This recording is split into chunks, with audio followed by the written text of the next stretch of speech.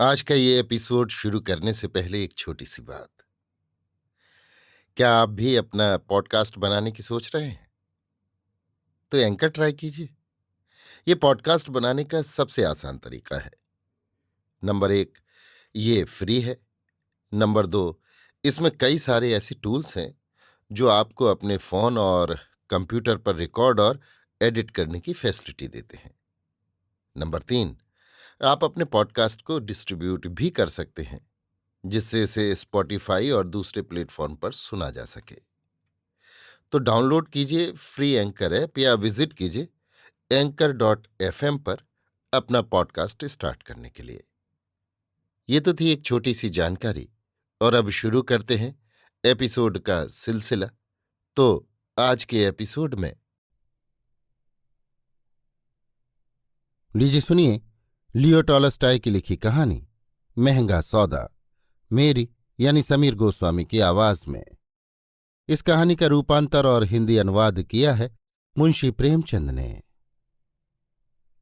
भारतवर्ष में मैनपुरी एक बहुत छोटी सी रियासत है। उसमें केवल 7,000 मनुष्यों की बस्ती है। परंतु क्या हुआ, महल, मंत्री, जनरल, कर्नल सब हैं। सेना में 60 सिपाही हैं, परंतु नाम तो सेना है, 60 हों चाहे 60,000। सब व्यवहारिक पदार्थों पर कर लगा हुआ है, परंतु मनुष्य ही इतने थोड़े हैं कि कर की आमदनी से राजा तक का पेट नहीं भरता। मंत्री आदि का तो कहना ही क्या है। इस कारण राजा ने आमदनी का एक और उपाय कर रखा है, अर्थात जुआ घर बनाकर उसे ठेके पर दे रखा है। जुआ खेलने वाले हारें अथवा जीतें, राजा अपना टकीना ले लेता है। यहां विशेष आमदनी इस कारण होती है कि और राजाओं ने अपने देशों में जुआ बंद कर रखा है, क्योंकि मनुष्य जुआ हार कर प्रायः आत्मघात कर लिया करते हैं। मैनपुरी का राजा स्वतंत्र है, इसलिए उसे जुआ खेलाने से कौन रोक सकता है। इस जुआ घर में देश देशांतर के लोग जुआ खेलने आते हैं। यद्यपि राजा इस कमाई को पाप समझता है, परंतु करे क्या। सत्य व्यवहार से तो धन नहीं मिलता, बिना धन के काम नहीं चलता। इस कारण उसे जुआ खिलाना ही पड़ता है। बड़ी राजधानियों की भांति यहां किसी बात की कमी नहीं। दरबार होते हैं, सेना कवायद परेड करती है, चीफ कोर्ट, वकील, कानून आदि सब कुछ विद्यमान है। यहां की प्रजा बड़ी सुशील है, परंतु देववियोग से यहां किसी मनुष्य ने एक पुरुष को मार डाला। अब बड़े ठाट बाट से चीफ कोर्ट के जज एकत्र हुए। वकील, बैरिस्टर आदि सबके सामने उन्होंने ये फैसला दिया कि घातक का सिर काट दिया जाए। मुश्किल ये पड़ी कि इस राजधानी में गला काटने की कल विद्यमान न थी। राजा ने मंत्रियों की सम्मति से काश्मीर के राजा को पत्र लिखा कि कृपा करके गला काटने की कल भेज दीजिए। उस राजा ने 10,000 रुपये मांगे। तब तो राजा जी चकराए कि 10,000 का तो आदमी भी नहीं, कल के दाम इतने। फिर दक्षिण के महाराज को लिखा, उसने 8,000 मोल किया। राजा ने विचारा कि यदि गला काटने की कल मोल ली गई तो सारी राजधानी ही बिक जाएगी। ये ठीक नहीं, क्या करे। मंत्रियों ने कहा, महाराज सेनापति से कहिए कि वो किसी सिपाही को हुक्म दे दें कि वो खूनी का गला काट दे, क्योंकि युद्ध में भी तो वे यही काम करते हैं। परंतु किसी सिपाही ने गला काटना अंगीकार नहीं किया। राजा ने इस विषय में मंत्रियों से सलाह की और उस सभा ने एक उपसभा बनाई।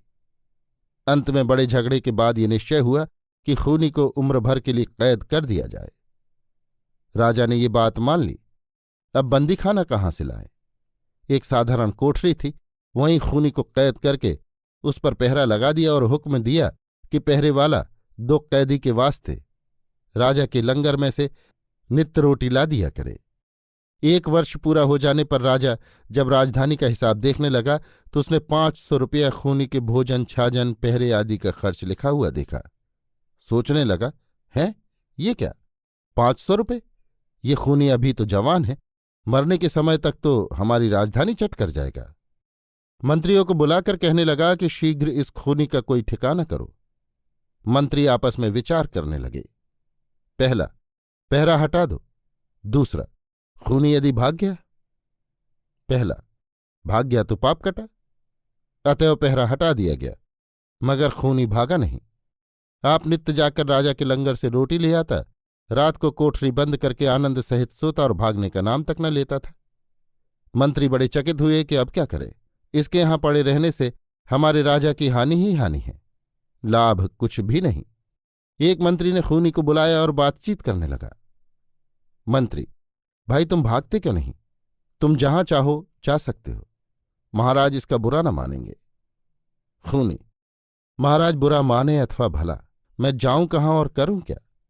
आपने तो मेरा सर्वनाश कर दिया। काम करने का अभ्यास मुझे नहीं रहा। इससे तो ये अच्छा था कि आप उसी समय मेरा गला काट डालते।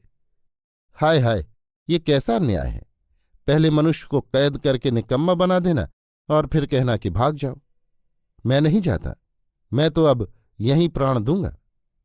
लीजिए, अब फिर कमीशन बैठा।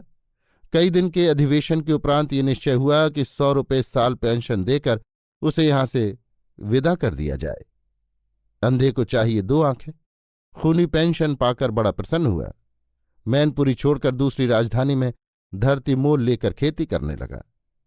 अब वो आए वर्ष मैनपुरी जाकर 100 रुपये ले आता है और आनंदपूर्वक जीवन व्यतीत करता है। बस उसमें यही अच्छी बात हुई कि उसने किसी ऐसे देश में अपराध नहीं किया जहां कैदी का गला काटने अथवा बंदी खाने में रखने के लिए खर्च की कुछ भी चिंता नहीं की जाती। अभी आप सुन रहे थे लियो टॉलस्टॉय की लिखी कहानी महंगा सौदा, मेरी यानी समीर गोस्वामी की आवाज में। इस कहानी का रूपांतर और हिंदी अनुवाद किया था मुंशी प्रेमचंद ने।